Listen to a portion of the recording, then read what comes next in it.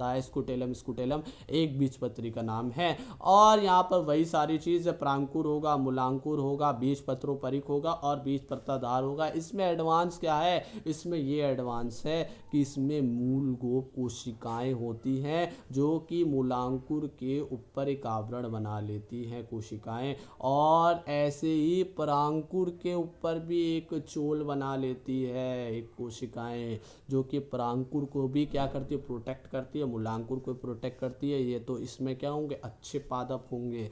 तो एक परांकुर चोल होती है, एक मूलांकुर चोल होती है, और परांकुर चोल का नाम है इसको याद रखना, कोलियोपेटाइल, कोलियोपेटाइल, ठीक है, कोलियोपेटाइल। तो ये हो गया इसमें एडवांस चीज, इसीलिए ये एडवांस है, एक बीजपत्री पौधे द्विबीजपत्री से। अब हम देखेंगे बीज का निर्माण कैसे हो रहा है। याद रखना एक मेन चीज है कि जब भी लैंगिक जनन होता है तो उसका जो उत्पाद, अंतिम उत्पाद बनता है वो क्या बनता है, बीज बनता है, ठीक है। तो यहाँ पर बीज कैसे बनेगा, देखो भाई, सबसे पहले हमारा ये फूल था, इसमें लैंगिक जनन हो गया, अंदर सारा कुछ चीज़ हो गया, निषेचन हो गया, भ्रूण बन गया। अब ये भ्रूण आगे जाके क्या करेगा, जो है ना, भ्रूण आगे जाके क्या बनाएगा, देखो भाई कैसे बनाएगा। ये क्या था, ये हमारा था अंडाशय, ये पूरा था अंडाशय, ठीक है। अब ये अंडाशय की वृत्तिका सारी चीज़ें हट जाएंगी और केवल बचेगा अंडाशय, और यही अंडाशय आगे जाकर अब फल का निर्माण कर देगा। अब ये फल का निर्माण हो जाएगा, और जो अंदर इसके बीजांड है, जो बीजांड था जिसके अंदर क्या था हमारा बीज, क्या हो रहा था, भ्रूण कोश था, वो सब बन जाएंगे बीज। तो बीजांड बीज का निर्माण कर देगा, अंडाशय फल का निर्माण कर देगा, ठीक है। और अब यहाँ पर जो इसके अध्यावरण थी, बीजांड में जो अध्यावरण थी, अब वो अध्यावरण कहलाएगी क्या, वो अध्यावरण कहलाएगी बीज चोल। और जो हमारा अंडाशय के ऊपर एक परत थी, ठीक है, अंडाशय भित्ति थी, अब वो कहलाएगी फल भित्ति। तो यहाँ पर सारी चीज़ अलग हो जाएगी क्योंकि अब फल का निर्माण हो गया, बीज चोल बन गया। अब बीज चोल में देखो भाई, दो चीज़ें याद रखना, एक होता है क्या, बीज चोल में एक तो ऊपर वाला आवरण रहता है और एक नीचे वाला आवरण था, दो आवरण थे ना जिसे हमने अध्यावरण का। अब बीज चोल कह रहे, ऊपर वाले को हम कहते हैं टेस्टा और नीचे वाले को हम कहते हैं टैगमन, टेस्टा टैगमन, ठीक है। अब एक और यहीं से क्वेश्चन है, एक और चीज़ नोट याद रखना कि लीची, जो लीची होती है उसमें 3 अध्यावरण होते हैं, 3 फल, जो बीज चोल है वो होते हैं, 3 अध्यावरण होते हैं, जो कि तीसरा होता है उसको हम कहते हैं एरिल। क्या कहते हैं, एरिल, जो कि खाने योग्य होता है लीची में, ठीक है। तो एक हो गया टेस्टा, एक हो गया टैगमन, एक हो गया एरिल। तो याद रखना कि इसमें क्या होते हैं, 3 अध्यावरण होते हैं लीची में। अब बीज के आधार पर दो तरह के बीज होते हैं, एक होता है एल्ब्यूमिनस और एक होता है नॉन एल्ब्यूमिनस। एल्ब्यूमिनस वो होते हैं जिनमें भ्रूणपोष, जो एंडोस्पर्म है, थोड़ी मात्रा में रह जाता है ना, जैसे गेहूं, मक्का, बाजरा वगैरह। क्या रह जाता है, जो हमारा भ्रूणपोष है, जो एंडोस्पर्म पूरी तरह से ख़त्म नहीं होता है, तो वो है गेहूं, मक्का, बाजरा। लेकिन नॉन एल्ब्यूमिनस वो हैं जिसमें भ्रूणपोष ख़त्म हो जाता है, पूर्ण उपयोग में ले लिया जाता है, जैसे मटर, मूंगफली। याद रखना, मटर, मूंगफली में पूरी तरह से भ्रूणपोष खा लिया जाता है, ले लिया जाता है, और इसमें कुछ रह जाता है गेहूं, मक्का, बाजरा वगैरह में।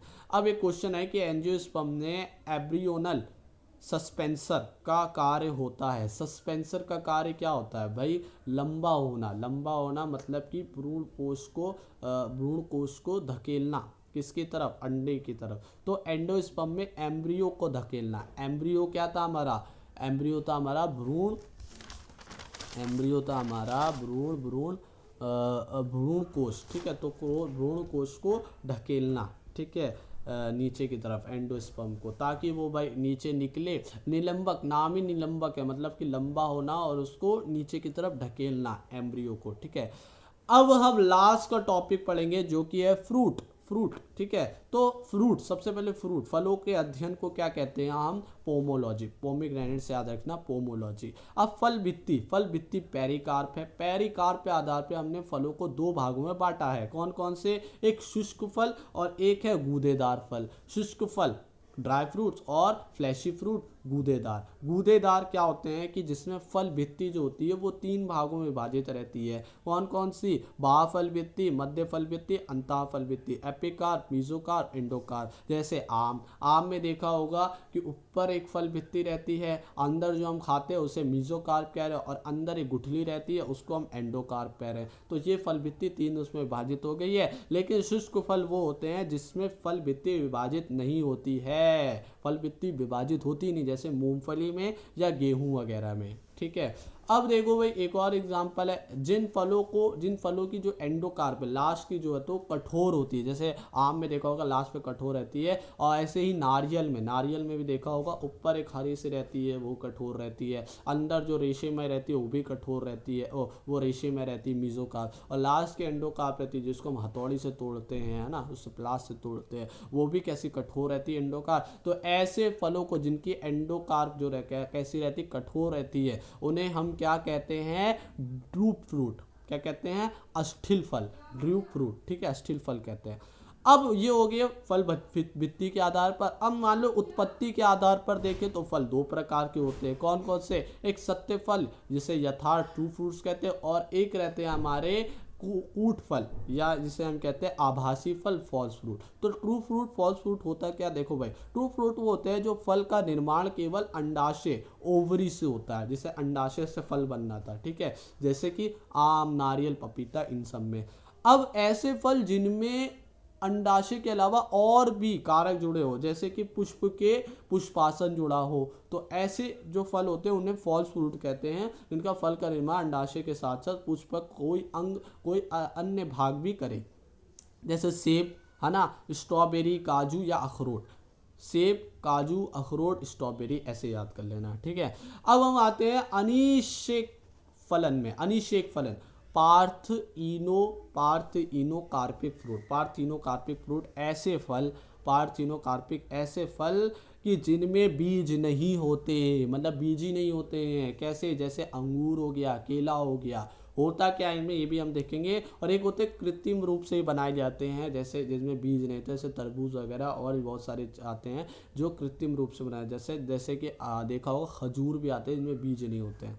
तो ऐसे फल जिनमें बीज नहीं बनते हैं। अब ये होता कैसे? देखो भाई, परागकण आए वर्तिका के ऊपर, टच हुए लेकिन अंकुरित नहीं हुए, लेकिन एक रसायन हुआ, मतलब टच हुए तो रसायन तो छूटेगा, तो रसायन छूटा। अब ये रसायन निकला ऑक्सीजन रसायन निकल गया, जिसने संदेश दिया कि भाई निषेचन मत करो, लेकिन अंडाशय जो है वो फल बन जाता है। ठीक है ना, बीज बनता है उसमें।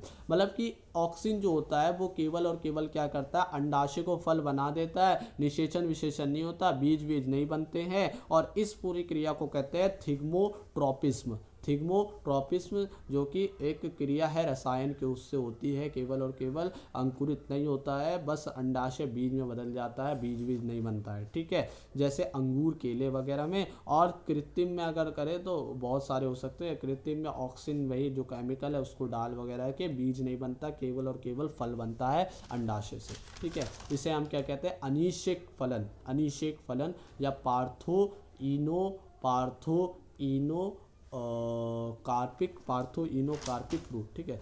अब है असंग जनन, एपोमिक्सिस। अब ये असंग जनन क्या है?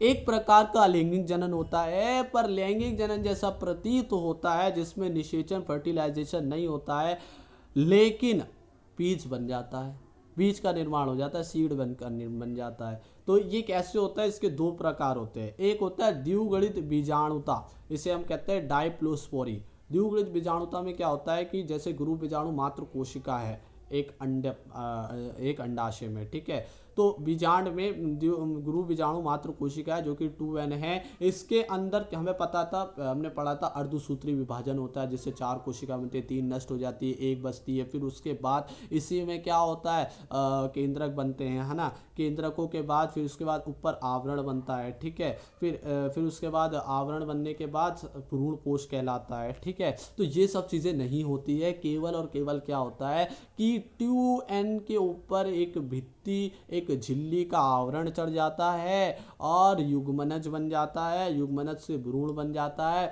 और भ्रूण से भ्रूणपोष बन जाता है, और ऐसे ही ऐसे फल बन जाता है। और बीज भी उसमें रहेगा।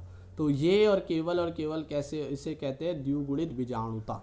ठीक है, तो केवल क्या होता है, 2n में एक झिल्ली भित्ति बन जाती है जिससे युग्मनज बन जाता है, जिससे भ्रूण बन जाता है, जिसके बाद लास्ट में जाके क्या हो जाता है भाई, फल बन जाता है और बीज भी बन जाते हैं। ठीक है, अब है क्या भाई, अप बीजाणुता। इसके दो प्रकार थे, एक द्विगुणित बीजाणुता, एक अप बीजाणुता, एपोस्पोरी, और एक है डायप्लोस्पोरी। ठीक है, डायप्लोस्पोरी और एपोस्पोरी। तो अब यहाँ पर गुरु बीजाणु मात्र कोशिका होते ही नहीं है, किसमें, अप बीजाणुता में तो नहीं रहते। फिर क्या होता है भाई, गुरु बीजाणु मात्र कोशिका नहीं रहेंगी, लेकिन बीजांडकाएं होंगे, बीजांडकाएं की कोशिका होंगी, अद्य आवरणी कोशिका होंगी। ये अद्य आवरणी कोशिका अंदर आ जाती है बीजांडकाय में, और बीजांडकाय जो 2n रहते हैं, अद्य आवरणी जो सेल है वो भी 2n रहते हैं। इन 2n के ऊपर भी आवरण चढ़ जाता है और ये 2n में युग्मनज हो जाता है, युग्मनज के भ्रूण कोश बन जाते हैं। ठीक है, और यहाँ पर देखो, यहाँ पर बहुत सारे बीजांडकाएं होंगे, यहाँ बहुत सारी अध्यावरणी होंगी, तो बहुत सारे सीड भी होंगे, फल भी निर्माण होगा, जैसे कि किसमें, संतरा नींबू में। तो यहाँ बहुत से भ्रूण बनते हैं और इन्हें इसे कहते हैं बहुभ्रूणता। उसको क्या कहते हैं, बहुभ्रूणता। तो इसके साथ चैप्टर खत्म हुआ। लास्ट का क्वेश्चन एक है कि बीज रहित अंगूर, केला जो जिसके कारण उत्पादित होते हैं वो कौन सी प्रक्रिया होती है। अभी हमने पढ़ा था अनिषेक फलन। ठीक है, पार्थोइनोकार्पिक फ्रूट। ठीक है, अनिषेक फलन। ठीक है, पार्थोइनोकार्पिक फ्रूट, अनिषेक फलन। तो इस तरीके से हमारा ये चैप्टर ख़त्म हुआ, जो कि था सेक्सुअल रिप्रोडक्शन, जिसमें हमने पढ़ा पुंकेसर के बारे में कि पुंकेसर से परागकण कैसे बनने हैं। इसमें हमने स्त्री केसर के बारे में पढ़ा, जैसे कि किस तरीके से क्या बनना है, हमारा भ्रूण कोश बनना है। ठीक है, उसके बाद इन दोनों का निषेचन देखा, निषेचन के बाद भ्रूण का निर्माण हुआ, भ्रूण के बाद ये क्या करे भाई, भ्रूण के बाद ये अंडाशय जो था वो फल का निर्माण बनाया, बीज बनाया। ठीक है, और उसी के बाद हमें फल खाने को मिले। ठीक है, और यही फल के बहुत सारे प्रकार भी थे, ऐसे भी फल हमने देखे जिनमें बीज ही नहीं था, है ना। तो इसके साथ हमने ये वाला चैप्टर समाप्त करा है, जो कि था पुष्पी पादपों में लैंगिक जनन, sexual reproduction in flowering plant.